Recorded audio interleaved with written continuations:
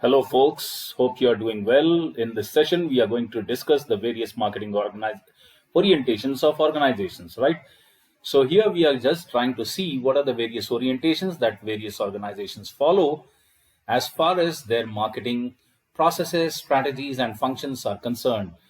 I'm your instructor, Rajesh Durgala, and I'll be taking you through this session, which is going to be very short, simple, interesting, and informative. Hope you would enjoy this session.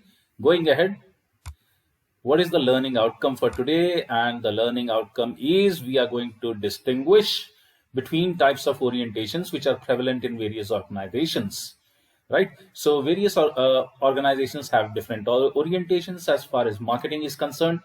So what are they and what is the significance of each? That's what we are going to learn.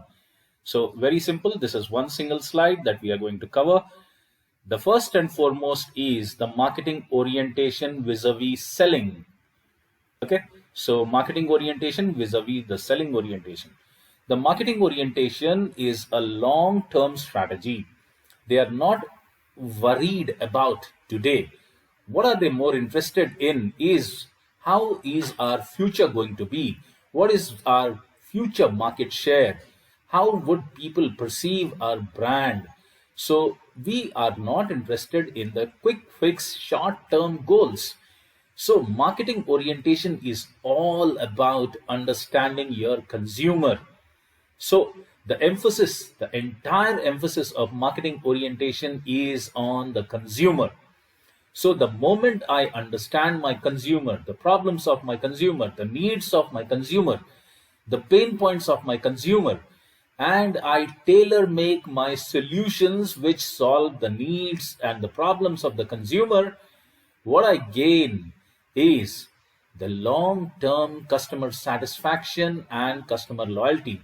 The customer stays with me because they understand, they believe, they trust that we are here to solve their problems, to satisfy their needs.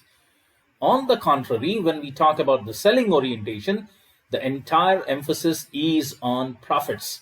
It's all about the quick fix, short term solutions, the short term gain. That is, I sell my product and I earn profit. That's it. So I'm not worried about what the customer is going to think about me. What am I able to solve the problems or the needs of the consumer? None of my business. What am I interested in? I have a product, push it, sell it, make profits. That's it. So there could be firms which vary in their orientation. Some of them could have that long term vision and strategy to keep my existing customers, and as a byproduct what I can do is acquire new consumers, right? That is marketing orientation. And there could be organizations which are more interested, they are keen in just I have a product, just sell it. I'm not bothered about what the need of the consumer is. Does the consumer need my product or not? Least interested. What am I interested in is profits. So the entire emphasis is on profits when it comes to selling orientation. So these are the various two orientations. They are diametrically opposite to each other. Marketing orientation is a long-term strategy, the vision of the firm, whereas the selling orientation is just a short-term roadmap to gain profits. Right? The next one is relationship marketing. This is also I would say, a marketing orientation where the entire emphasis is to gain consumer loyalty. Okay, so what over here, what is the entire crux is understand that I get the maximum business from the very few customers. That is to say, very few customers of my business give me the maximum profit. It's almost like the Pareto's principle that 20% of my customers generate 80% of the business, right? So even I would just share an example from my banking experience that we used to focus entirely on our HNI clients. So we used to have a very few number of HNI clients. HNI stands for high net worth individuals. Okay. So I would have very few HNI clients in my bank, but they used to contribute significantly to the balance sheet of my branch.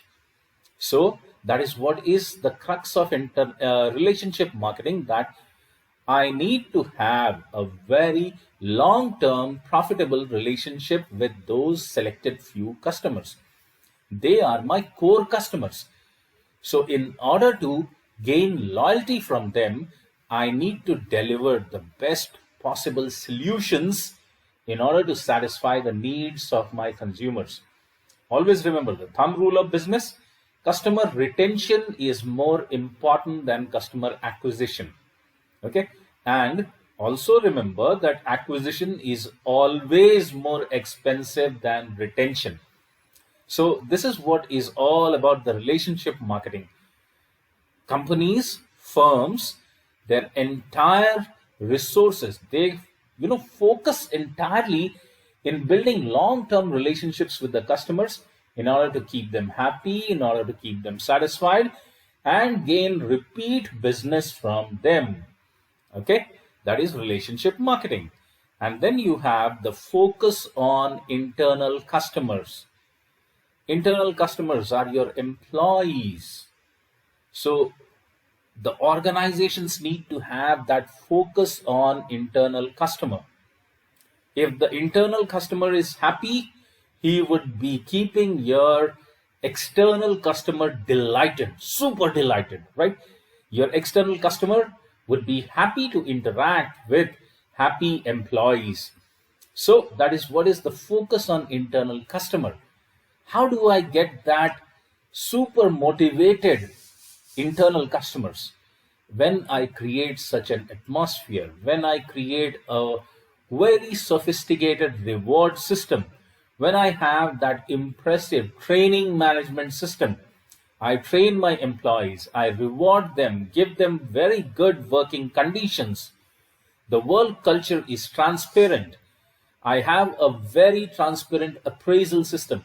So when all these things put together and the internal customer is happy and he feels that he is taken care of, his presence is appreciated, then he would put in all the efforts to keep the external customer who brings the business super happy, super delighted, and brings repeat business. So that is another orientation, that is focus on internal customers. Okay, you have been hearing a lot of news which says that Google has been awarded as the best employer of the year. What does that mean?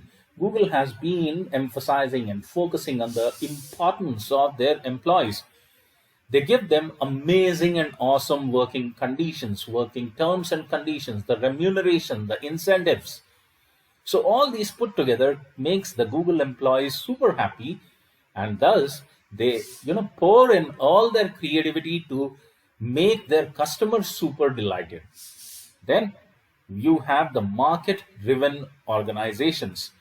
The market-driven organizations, they have the pulse, they have the sense of the pulse of the market. What is happening in the market? What developments are happening? What changes are happening? How the tastes and preferences are evolving? How the legal and the judicial system, the political system is changing. So those organizations are very agile in adapting in all these changes that are happening. So these are the market-driven organizations. So when the organizations are so flexible, so agile, so nimble in adapting to the changes in the environment, that makes a market-driven organization. They need to be super flexible, right? They need to be flexible in order to adapt those changes. For this, again, the culture, the environment, the internal customer, everyone has to be on their toes. They need to be working together in order to make these changes happen.